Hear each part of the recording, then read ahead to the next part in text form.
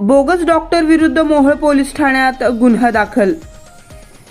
युवकाच्या मृत्यू प्रकरणाच्या चौकशीत बोगसगिरी उजेडात.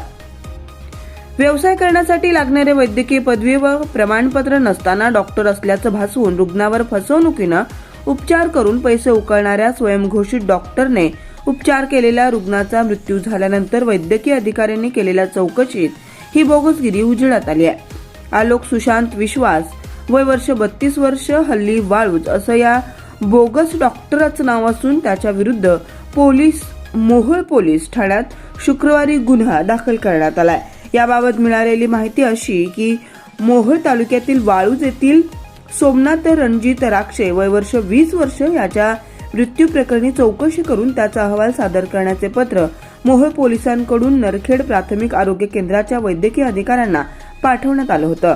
तालुका वैद्यकीय अधिकारी डॉक्टर पाथरुडकर यांना आषाढी वारी पंढरपूर येथे ड्युटी असल्यानं त्यांनी त्या प्राथमिक आरोग्य केंद्रातील द्वितीय वैद्यकीय अधिकारी डॉक्टर तेजस्विनी तात्यासो जाधव यांची नियुक्ती करून त्यांना कारवाई करण्याबाबत कळवलं होतं.